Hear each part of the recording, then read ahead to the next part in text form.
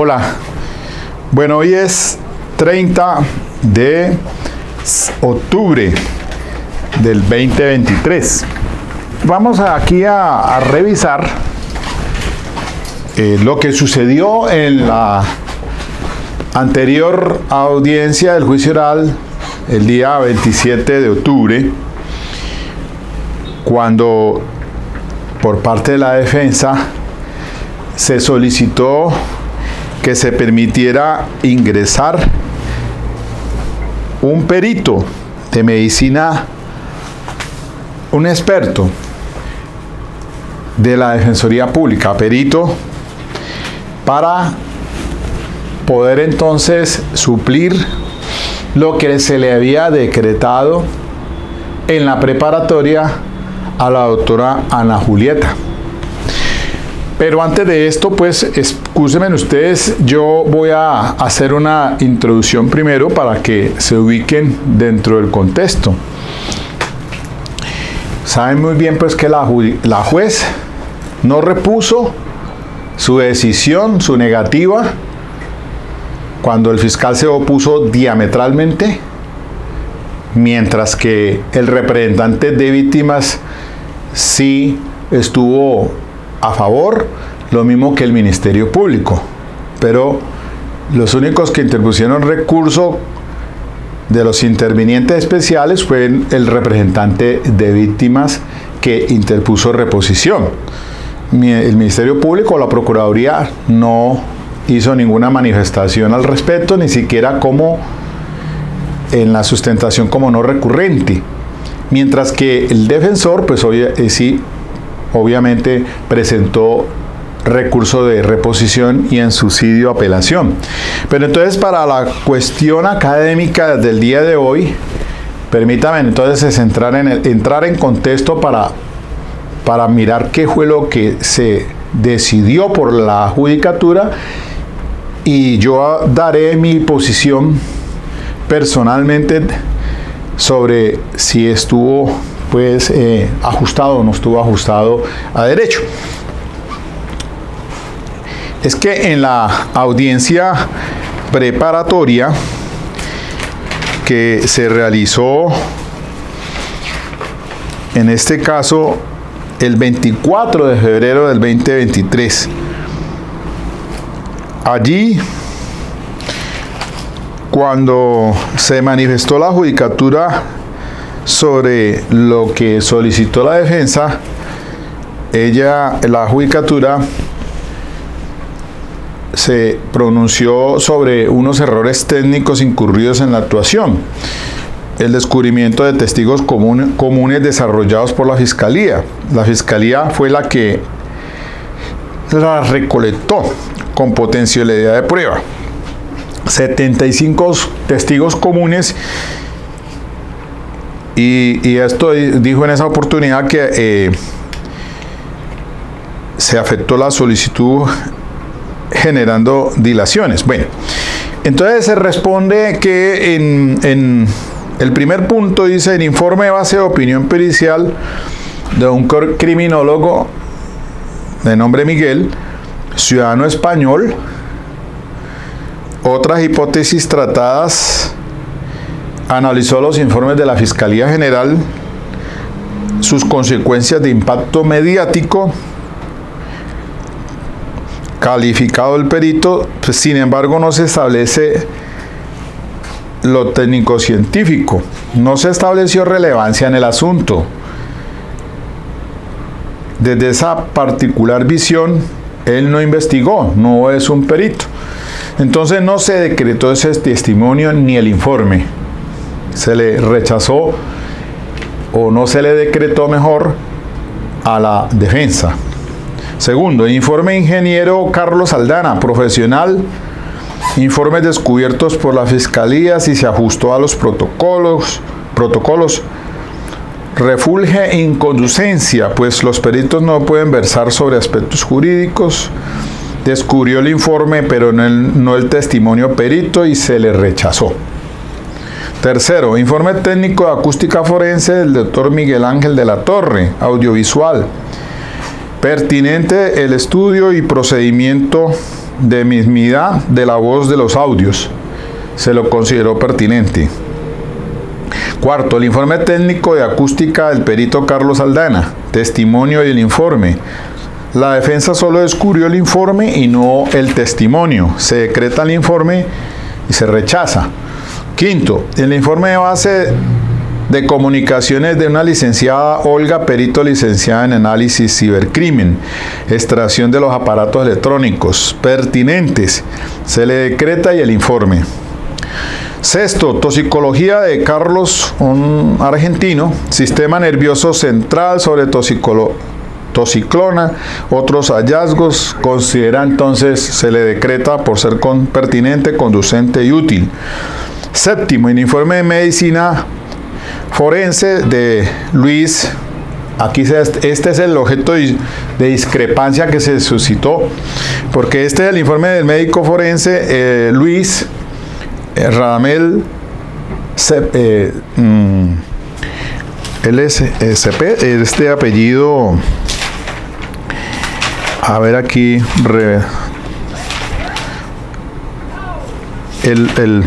este perito sí le fue pues decretado a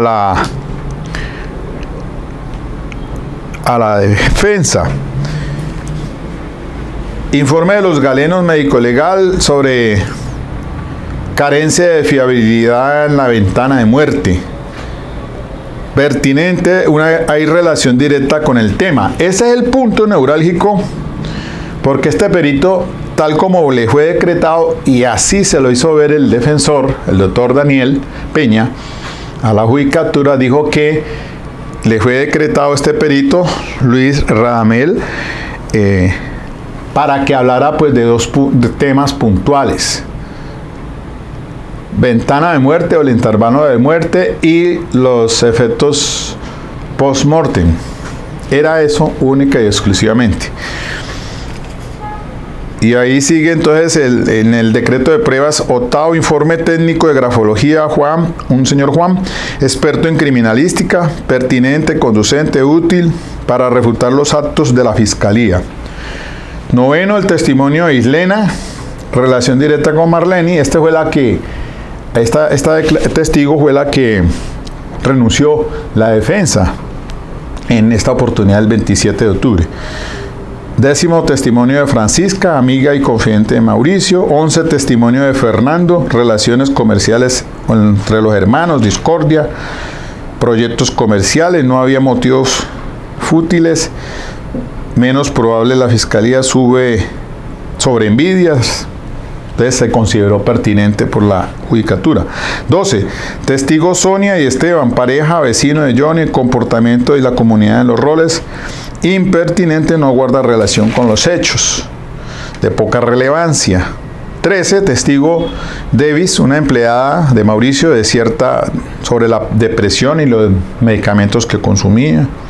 Pertinente. Presunta afectación de la víctima en el consumo de fármacos, se le decretó. 14, testigo Héctor no sé qué, Mauricio, hora en que iba a trabajar, si supo el altercado o el roce.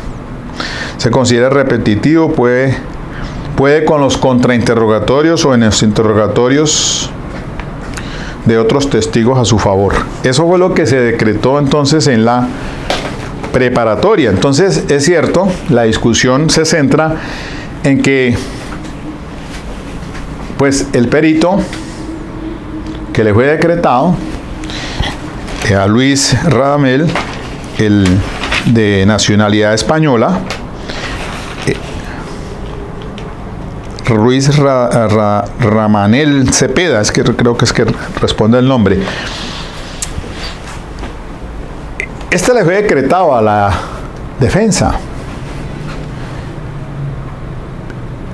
La situación que se presenta es, por parte de la solicitud que hace la defensa, es que se permita entonces que ingrese al juicio oral para tratar ese punto, ese tema, con otro perito, el doctor Jaime Montoya Mateus, que es quien trabaja en la Defensoría Pública. Y entonces rinde su informe de base de opinión pericial y se lo entregó al fiscal, al doctor Mario Burgos, 5 días antes de el juicio o cuando va a ir a declarar, porque así lo dice el artículo 415 de la ley 906. Se le da traslado del informe de base de opinión pericial, porque como esos informes de base de opinión pericial puede ser refrescar memoria o impugnar credibilidad, a no ser que haya ser llevado pues como medio de prueba. Pero cumple entonces con el ritual procesal de entregarle esa base de opinión pericial, luego entonces no lo estaría sorprendiendo al fiscal. La defensa entonces dice en su argumento que el perito forense Jaime Montoya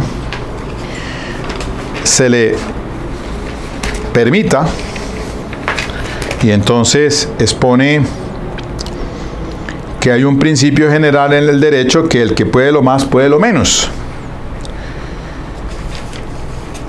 Y en este caso, pues si bien es cierto, no se le da el tratamiento de perito homólogo, como sí pasó con el testigo 3 que llevó el fiscal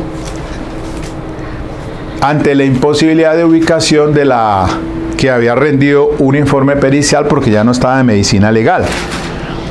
Entonces ingresó un perito, el doctor Juan Sebastián, es perito homólogo, para, pues ahí hubo una discusión jurídica. En ese momento se opuso la doctora Ana Juliet, diciendo que en ese caso la perito que había rendido, que por qué razón entonces no se podía conectar vía virtual para que rindiera, para que declarara sobre esa base de opinión pericial.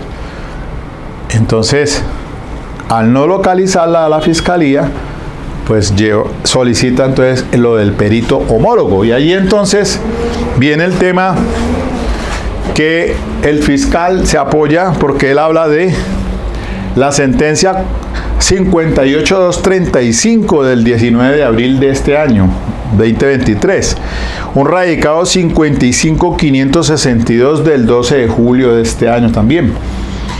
Y la judicatura, al resolver, pues también hace énfasis en ese radicado 58235 del 19 de abril de 2023. Y adicionalmente mencionó el radicado 3214 del 17 de septiembre del 2008. Y entonces les decía que la defensa pues lo solicita.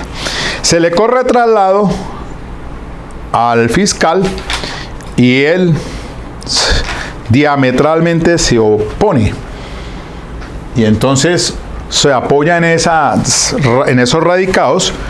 Miren que en este caso pues el fiscal ya sabía, porque al correrle traslado de esa base de opinión pericial, la defensa rendida por el perito de la Defensoría Jaime Montoya Mateus, pues el fiscal sabía que iba a tener que oponerse diametralmente, y para ello entonces ya venía preparado con esos radicados. De hecho ya los conoce muy bien, porque había sido objeto de discusión al inicio de este juicio con el tercer testigo que le ingresó al fiscal del perito homólogo Juan Sebastián.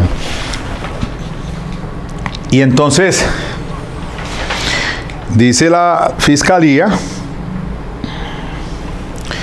pues que concretamente en este caso la sentencia 58235 moduló el tema ante la imposibilidad del perito de acudir, y que sea excepcionalmente, y entonces traen a colación que en la situación que permite que suba al estrado judicial otro perito, pues es por muerte,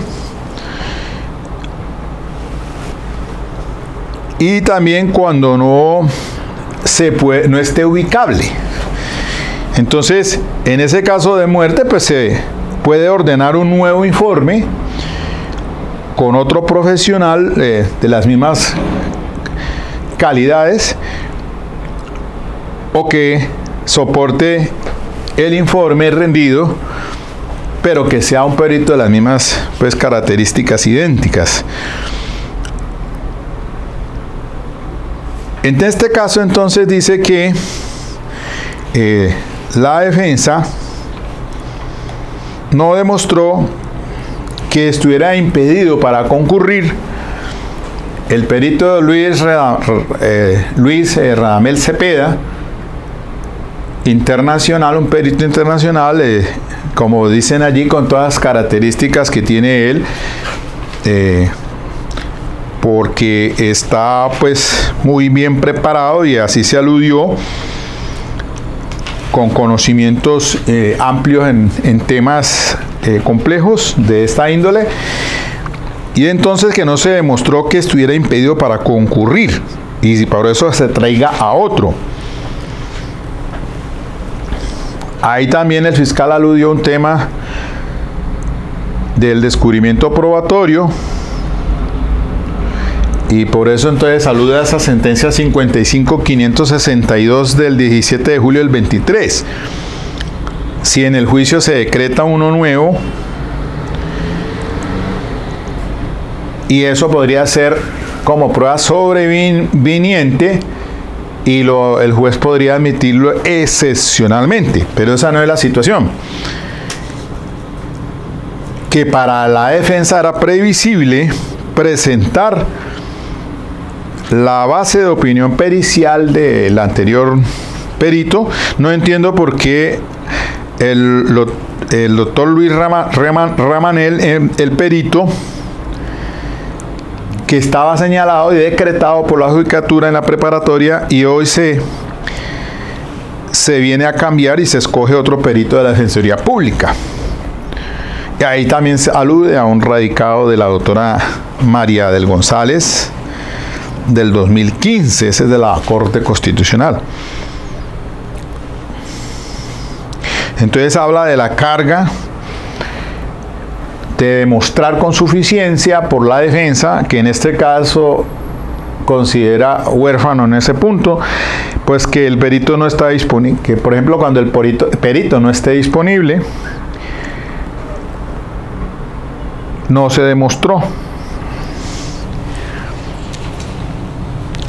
Y después también hace referencia a la prueba de refutación, que es un tema completamente diferente, con el radicado 43749 del 2014. Esa radicación es creo que es de Eider Patiño.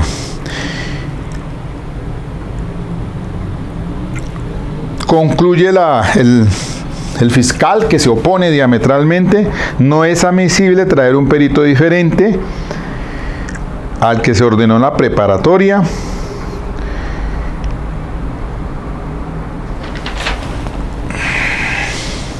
Es novedoso, es antitécnico. Otro punto muy diferente, el que se ofreció en la preparatoria, es una situación novedosa, dice la fiscalía, que es una opinión sobre la opinión, porque el tema del enfriamiento de cadáveres, si no lo estudió, ¿cómo hace para estudiar juicioso lo mismo si él no tuvo, este perito no pudo observar los cuerpos? Segundo, no se acreditó qué pasó, falleció, no fue nunca contratado, pues en relación con el otro perito. Entonces se va lanza en contra de la solicitud de la defensa. En tanto, el representante de víctimas fue más objetivo, y él habla del fin esencial del Estado, la vigencia del orden justo, que el artículo 250 superior, o sea, la Constitución Política, da la facultad de la Fiscalía General para investigar tanto lo favorable como lo desfavorable. Dice que la ley 906 no es perfecta, no es un sistema adversarial, Considera que la defensa no justificó con suficiencia por qué no contó con el perito. La defensa que debía sustentar, contar con suficiencia, por qué no se contó con el perito Luis Radamel Cepeda. Es un perito y la doctrina matizó el tema en que se nos está convirtiendo con los excesos de formalismo. Ahí entonces como que cambió la cosa, que fue lo que sucedió, y también la fiscalía, y a fin de cuentas el representante de víctimas termina poniéndose de parte en la petición de la defensa, al punto que él después interpone recurso de reposición contra la decisión negativa de la juez. Pero decía que el defensor debía explicar por qué no pudo contar con ese perito, etc. Ministerio Público, la Procuraduría, la doctora Olivia, la defensa optó por traer al doctor Jaime Montoya como estrategia defensiva por las vicisitudes del anterior perito. Escuché a Jonier decir que no tenía dinero para pagar el perito o los peritos, porque no pudo costear los gastos, y eso fue lo que la defensa al inicio de su presentación de testigos le trajo unos correos electrónicos, entre esos el de este perito Luis Radamel, diciendo de que no llegaron a ningún acuerdo económico y por lo tanto entonces ellos ni siquiera rindieron una base de opinión pericial, porque no contaron con ellos para traerlos al juicio oral. Y entonces eso es lo que dice el Ministerio Público. Escuché decir que Johnny no tenía dinero para pagar los peritos. El doctor Luis Ramanel pues también habla de las situaciones de que no ha muerto ni ha perdido la memoria, como dice la ley 906. Porque es una cosa es lo que está así en el texto, por muerte o porque ha perdido la memoria, pero ya la Corte, en este radicado 58.235, matiza el tema de la no disponibilidad, que ese es otro asunto ya jurisprudencial que eso fue lo que pasó con la vez pasada, el tercer perito que llegó un doctor Juan Sebastián por parte del fiscal en reemplazo homólogo para rendir declaraciones de esa base de opinión pericial que rindió una forense que ya no estaba en medicina legal, por allá en España vivía, según parece. Entonces dice el Ministerio Público que no tenemos constancia, pero a este perito no se le pagó. Considera que el perito homólogo no solo la fiscalía, sino que también a la defensa es un sistema adversarial. Y considera que sí se debe admitir al doctor Jaime Montoya siempre que demuestre su idoneidad. Con eso entonces resolvió la judicatura, la señora juez, y traen a colación el 58.235 del magistrado Gerson Chaverra Castro. Señala cuál es el panorama y el problema jurídico frente a ciertos vacíos que dejó el legislador frente a estos juicios orales cuando se decreta un perito. En este caso, el perito que le decretó en la preparatoria fue al doctor Luis Ramanel Cepeda, y a través incorporar un dictamen. Desde el inicio señaló el nombre del propio perito. Ahora en la defensa es diferente. El que anunció la defensa de que le corrió traslado incluso a la fiscalía, base de opinión pericial 5 días antes, pero no se señaló cuál es el nombre. Señala un informe Bueno, aquí dice la juez que tiene que irse a la jurisprudencia que el doctor Burgos citó. Y entonces la judicatura modula lo siguiente. Habla de los eventos donde no es posible lograr la comparecencia. No es posible localizarlo. Entonces, dice que el doctor Luis, el perito que se le decretó en la preparatoria a la anterior defensora, sí estaba ubicable. Incluso menciona sobre los correos electrónicos con dirección móvil, mail. Y entonces la judicatura se para en la raya diciendo que en este caso no se ha establecido la no ubicación. En esta sí está ubicable, dice. Y porque el defensor trajo el correo, etc. Y ahí se paró en la raya y despachó desfavorablemente diciendo que está ubicable. Y no acudir a la jurisprudencia. No hay...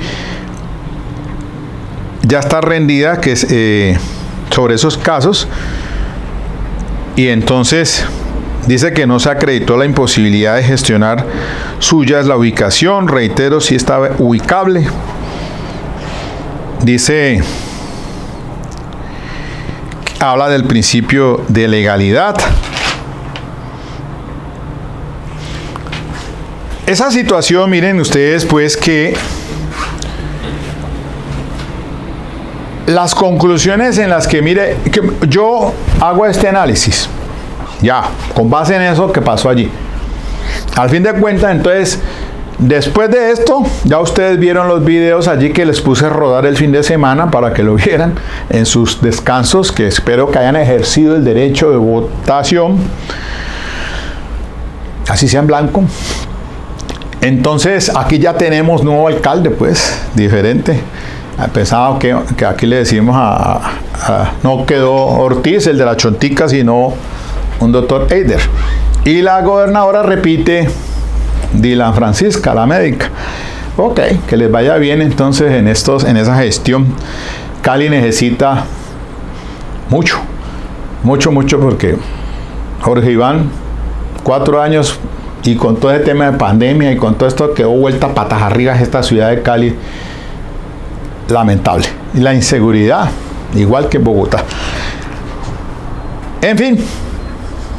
Entonces, ¿qué pasó ahí después de esto? Entonces llegó la juez y entonces le corrió traslado pues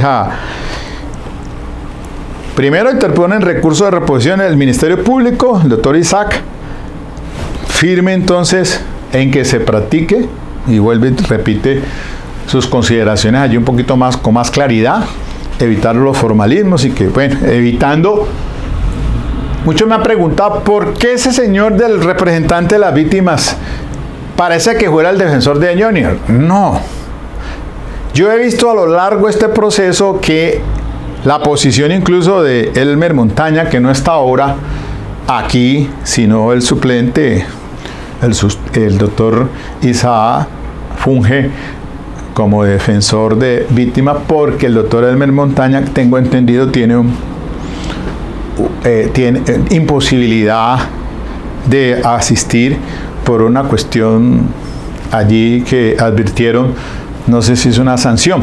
Entonces, no estoy seguro, pero eso es lo que ha hecho que no llegue Elmer Montaña allí, que él ha tenido una posición prácticamente en pro de las garantías a las víctimas dentro de este proceso, y no es que se estuviera poniendo de parte del acusado, eso lo vi a lo largo, sino que es que la gente no entiende. Nosotros los abogados sabemos que estamos ante unas garantías procesales para todos, no solamente el acusado, sino las víctimas, la misma sociedad.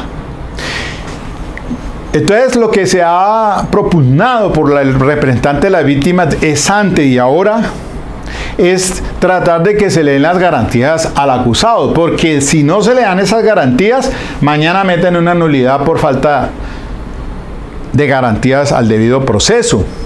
Y esos son campanazos en los oídos, que fue lo que yo advertí por ahí en lo que dijo Daniel Peña.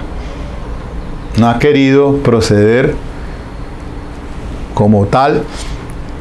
Está esperando a ver cómo avanza, cómo se da la respuesta del cuerpo colegiado a este recurso de apelación para saber qué camino van a tomar. Pero entonces las garantías, sé que la judicatura ha sido garante, sí, la señora juez ha sido garante, pero en esta situación creo yo que hay que mirar la objetividad también de las cosas, como cuando se es juez y tiene que resolver un dilema jurídico. Entonces, por eso es la posición del defensor. El defensor del representante de víctimas lo que procura es que no haya una nulidad y que salga por vencimiento de términos. Y entonces ahí sí que es justicia. Quedan viendo todos un chispero porque la justicia no ha sido pronta debido a algunos impases, pero pues claro, esto tiene que pasar porque hay recursos y hay, bueno, en fin, esos son los gajes del oficio, como todos sabemos el rol que tiene el fiscal, el rol que tiene el Ministerio Público, el rol que tiene las víctimas, el rol que tiene el juez y la defensa. Entonces, eso entiendo que es la posición del representante de víctimas, tratando de que se le den las garantías en lo posible. Sí, traigan ese perito que el defensor está solicitando. Al fin de cuentas, un perito fue el que se decretó y un perito el que va a llevar para que hable exclusivamente en dos temas: ventana de muerte y los efectos cadavéricos post-mortem. Ya. Entonces, el representante de víctimas interpone el recurso de reposición, el defensor por su parte reposición y en subsidio de apelación, que ya vimos entonces, como está allí, que la judicatura pues se paró en las rayas, no rehuscó, no quiso reponer y se daba en el recurso de apelación en el efecto suspensivo, o sea, queda en stand-by, queda suspendido todo, hasta que los 3 magistrados del Tribunal Superior del Distrito Judicial de Bogotá, Sala Penal, resuelvan este impasse jurídico. Si o se deja en firme la decisión de la juez o si se revoca para que finalmente entre el perito que solicita la defensa. Pero creo que es darle todas las garantías. Ahora, es que cuando se habla, miren esto, y es un análisis ahí muy de lógica, las cosas son de lógica. Al decir, ¿cuándo no está disponible el perito? Según la jurisprudencia que trae el 58.235, aparte de hablar de que la muerte, porque ya perdió la memoria, o que no está ubicable, pero es que del tema de ubicación no hay que ser tan exegético en el tema de espacio y tiempo y lugar. También hay otros factores. Y ahí es el juez tiene el papel de matizar también, y no es una camisa de fuerza que estas providencias de la Corte Suprema de Justicia.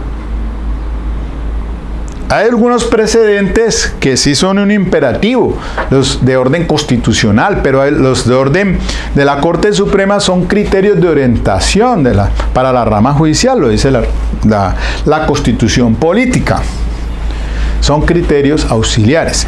Pero entonces, ahora es un tema que se resolvió allí sobre un problema jurídico puntual. Y este que está pasando acá es diferente en términos, dígale usted, de que no es porque no esté ubicable. Sí, él está ubicable. Lo que pasa es que no está disponible por cuestión económica. Claro, pues ahí está. Entonces, si nos vamos a analizar que lo que pasa es que se demostró por la defensa en días anteriores con el informe por vía correo que mandó el perito diciendo es que no me lograron al fin contratar porque no hubo acuerdo en cuanto a los recursos económicos. Hombre, si el acusado no tiene recursos económicos y era una abogada de confianza, pero bajo esa modalidad de pro bono, es decir, quien está trabajando gratis, ¿cómo hacer entonces para que ese perito que se requiere que vaya a juicio oral para los intereses de la defensa asista si no hay recursos del acusado, si no tiene para pagarle a uno como defensor? Es que ese es el inconveniente. En cuestión de igualdad de armas, ese es el desequilibrio, porque es que si ven ustedes a la fiscalía, tiene todo el aparato a su disposición. Peritos, medicina legal. No es sino que se ordene una misión de trabajo y se la contestan. La defensoría, como está, a pesar de que se trabaja con las uñas, tienen también personal para eso. Pero muchas veces nosotros como defensores, cuando le decían al acusado, pero es que este sistema requiere de unos investigadores calificados para yo poder irme a juicio oral. Y todos los acusados pues no tienen recursos económicos suficientes. ¿Cómo se defiende una persona si no tiene recursos? Entonces van a decir, no, pues andate allá a la Defensoría Pública y que te nombren un defensor. Pues eso no es la solución, porque la Defensoría tiene un cúmulo de trabajo altísimo. Apenas les pagan 5 millones de pesos mensuales y tienen que atender no solamente 1 o 2, sino 50, 200, 300, como estaba cuando estaba en Armenia, que me tocó con 906. 250 procesos y más de 50 presos repartidos por todo lado. Estaba en Armenia y tenía que atender 5 jueces de conocimiento, un especializado y otro juez por allá de Calarcá. No estaban sistematizados. Y me cruzaban las audiencias de Armenia con las de el Calarcá. Y la judicatura no entiende muchas veces esto. Cuando iba allá al juzgado, ante el señor juez, allá abren a las 7 de la mañana. Me citaba 7 de la mañana, 9 de la mañana, 10 de la mañana, y a esa hora tenía también audiencia en juzgado de conocimiento allá en Armenia. Y corra a coger transporte para llegar allá. Y me empezaron a compulsar. El juez de Calarcá me empezó a mandar ganchos a la defensoría, que porque no estaba cumpliendo, y yo dando explicaciones de que no estaban sistematizados. Entonces, ¿a quién le cumplo? Al juez de conocimiento de Armenia, al juez especializado, y vaya chicharrones que sí había, porque eso está, lo que es Quindío, eso está lleno de problemas. De toda índole atendida, homicidios, delitos sexuales, bandas, conciertos para delinquir, y recibo 250 carpetas y todas casi el 90% para juicio. Defensor público, aquí el que vea a los compañeros los considero. Y llegó, y justamente renuncié en febrero del 2020 y ¡pum! Llegó ese tema de la pandemia en marzo. A la mierda. Dije yo, no más. Menos mal que me retiré. No tenés en el contrato, tuve 2 meses y puse al día más o menos y le entregué. Era para 2 años. O sea, me hubiera tocado toda esa pandemia así virtualmente. No, papá. Cogí pies en Polvorosa y me regresé para mi Cali acá. A ver a la América aquí jugando en Pascual. Y rumbeando fines de semana en Viejoteca. A quedar uno allá con esa carga de trabajo. Uno volvía a hacer en mis años por ahí de los 30, uno aguanta de todo, pero ya uno no está para ese estrés. Yo no cambio plata por salud. Entonces, si más allá, entonces la juez, ¿qué pudo haber hecho? Hombre, si es que ella tenía que haber analizado, decir, bueno, si es que está disponible allí, pero entienda, señora juez, ¿cómo va a venir un perito de esos, así sea virtualmente, porque está en España, pero si no le van a pagar? ¿De a dónde rayos le van a pagar los honorarios? ¿Qué hacía la defensa? Entonces, sacó la mano, ahí entiendo yo, Ana Julieta, tiró la toalla. Al carajo, yo me estoy ganando. Se está en un chicharrón bien berraco que tenía. Tras de que no le fue muy bien en esos interrogatorios, contrainterrogatorios, por falta de conocimiento en el tema del contrainterrogatorio. Ya vimos que el doctor Mario Burgos, flecha veloz, señor, muy bien preparado, calificado, y es un tipo ahí, pero le llegó también un gallito de pelea bueno, el doctor Daniel Peña. Pienso yo que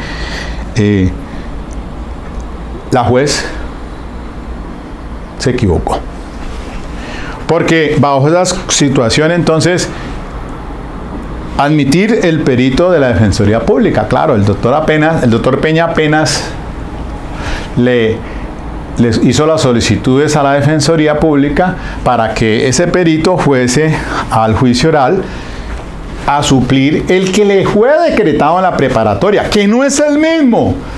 Pero no lo entiendan dentro de ese que está ubicable, que no, claro que está ubicable ese otro perito, pero él no va a venir, ya vemos que no tiene, si no le pagan, ¿cómo va a ir al juicio oral?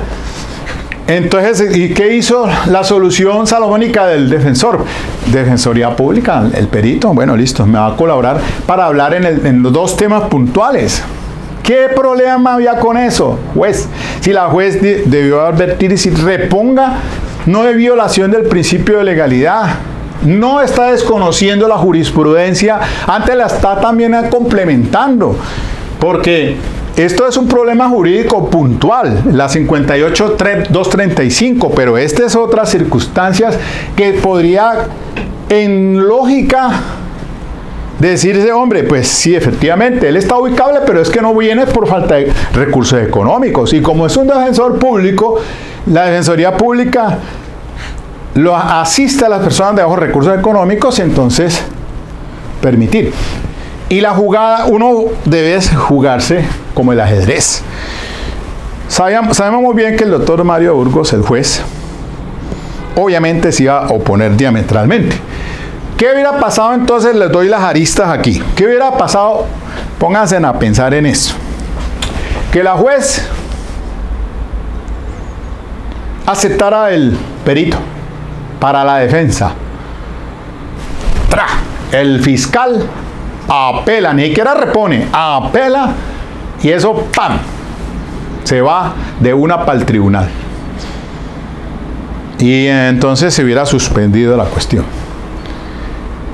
Pero la judicatura podía haber, con la cuestión de ser equitativos y mirar las cosas más dinámicamente y mirar las aristas y decir, bueno, sin violar debido proceso, ni principios de legalidad, ni nada de esas cosas, ni estar apartándose del precedente, antes al contrario, lo están complementando. Y si la juez puede complementar la jurisprudencia con mayor robustez, los magistrados del cuerpo colegiado antes le aplauden. ¿Qué hubiera dicho la juez entonces? Bueno, listo. ¿Cómo hizo? No la concede. Recursos. Entonces, claro, la fiscalía pues obviamente no va a interponer recursos porque le favorece. Listo. Pero la defensa, reposición y apelación. Y estaba respaldada por el Ministerio Público. Me parece a mí la judicatura hubiera hecho lo siguiente, pues. Reponer. Permita que entre ese perito. Ahí no hay tutía. Hubiera entrado ese perito. En media hora hubiera declarado los dos temas puntuales que hizo ver el defensor. Porque el fiscal ya no tenía tiempo de oponerse a ello. Porque si lo permite, contra eso ya no cabe más recursos, la está decidiendo la judicatura. Hubiera permitido, entonces queda bien defensa, queda bien el representante de víctimas y también, aunque el Ministerio Público, la Procuradora, pues no interpuso recursos, ni como no recurrente dijo nada, pero ella estuvo de acuerdo, siempre y cuando fuera las mismas calidades del perito, eso fue lo que dijo. y están apoyados por dos, una de las partes que es la defensa y dos intervinientes especiales, Procuraduría y el representante de víctimas. El fiscal no podía hacer absolutamente nada, solamente dejar que entrara y que contrainterrogara al fiscal. Seguramente, si eso hubiera pasado, y yo pienso, voy más allá, que aún le falta terreno al defensor. Posiblemente, si considero yo, aquí estoy especulando y estoy viendo las puertas y las ventanas que se pueden abrir. El defensor hubiera solicitado 2 peritos más para complementar esos que les decretaron, si se hubiera cedido la juez. Y asunto se hubiera resuelto, ya se hubiera terminado eso. Hoy o mañana ya hubiera terminado. Ya estaban en alegatos de cierre, conclusión y hasta sentido de fallo. Porque eso era hasta mañana. Pero todavía le falta tiempo a la defensa. Si el cuerpo colegiado revoca y permite, bajo estas consideraciones que estoy haciendo aquí, este análisis, complementando la jurisprudencia y esas eventualidades que no están en el texto legal, sino de carácter jurisprudencial, decir pues que efectivamente la misión de la Defensoría Pública es obviamente permitir las garantías a un acusado y que no tiene recursos, que si está, que porque no lo puede traer, no tanto porque no esté ubicable, sino porque no tiene con qué pagarlo, pues entonces que la Defensoría se lo supla, permitan que entren. Entonces el defensor va a solicitar para esos otros 2 peritos que le fueron decretados, ¿no? Acuerden que aquí yo les dije al inicio de esta charla que la juez pues sí permitió a la defensa. ¿Qué le permitió? Acordémonos. Informe de base de comunicaciones de una licenciada Olga, perito licenciada en análisis de cibercrimen, extracción de aparatos electrónicos, pertinente, se decreta y el informe. Toxicóloga, Carlos, un argentino, sistema nervioso central, toxicología, otros hallazgos, pertinente, conducente y útil.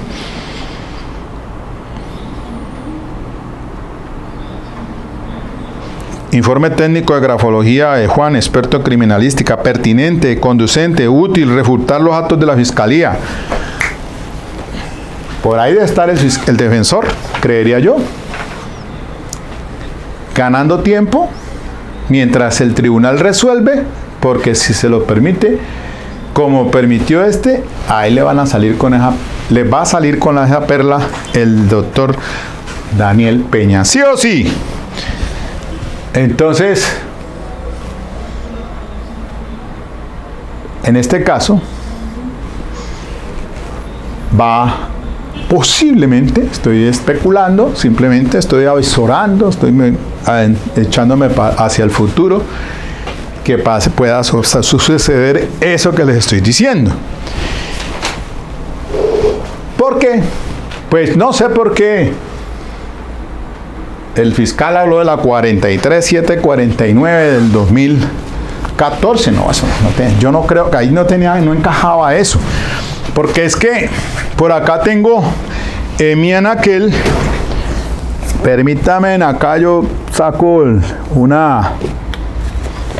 la decisión de una prueba, un librito sobre prueba de refutación. ¿Cuánto tiempo tengo? 50. La prueba de refutación, vea. Esta la escribió nada menos que el doctor de Medellín, Alejandro de Castro González. Y claro, ahí habla de ese radicado 43749. Pero es que este es un tema, el tema de refutación es otro tema jurídico muy diferente. Y es cuando en el transcurso del juicio oral, ya eso ni siquiera se trata en la preparatoria, sino que en el juicio oral se puede aparecer con otro perito para refutar lo que está diciendo uno de esos peritos. sin hablar de prueba sobreviniente, ¿no? Entonces, esa situación es completamente diferente, y yo por ahí tengo un video que hice el análisis de esta sentencia de la Corte Suprema de Justicia, que pues aquí la desarrolla el doctor Alejandro, ese radicado 43749, que pues no es el momento para ahondar en ese tema, pero los invito a que lean esa sentencia, la prueba de refutación, y habla hasta la prueba de contrarrefutación. Entonces, miren ustedes la dinámica que pienso yo que hubiera podido permitir la juez. Me parece que fue pues errado, debió haberse tomado un tiempito muy breve, pero pienso yo que era viable de que se le entrara ese perito al defensor, apartándose un poco, tomando en esa sentencia, ese radicado 58235 y otros que hablan sobre el tema del perito homólogo, porque es una situación sui generis aquí, cada caso es particular, y es verdad, pues a veces no hay que ser un poquito más, digo yo, pues lógicos, consecuentes, y darle su dinámica a esta clase de procesos cuando son pues mediáticos, un proceso donde está puesta la atención de toda la opinión pública, de la academia, todos estamos haciendo, yo por lo menos les he estado haciendo este seguimiento que me parece supremamente importante para esta clase pues de procesos. Bueno, quería buscar por aquí en la Constitución Política, pues para que ustedes sepan que sobre el precedente, ¿no? Ya de pronto, más bien en otra conferencia podría ahondar un poquito sobre eso de la ratio de decidendi, la obitatita, todo el tema del precedente, que eso es también supremamente importante que los abogados manejen para este tipo de discusiones que suelen presentarse ante la judicatura. Bueno, muy bien, sin más, entonces dejo hasta aquí este tema. Espero pues que me comprendan. Solamente son ejercicios académicos socializando temas importantes para nosotros en el área del derecho penal. Bueno, hasta aquí nomás. Espero que tengan un buen inicio de semana, y ahí vamos viendo temas a desarrollar. Ok, chao.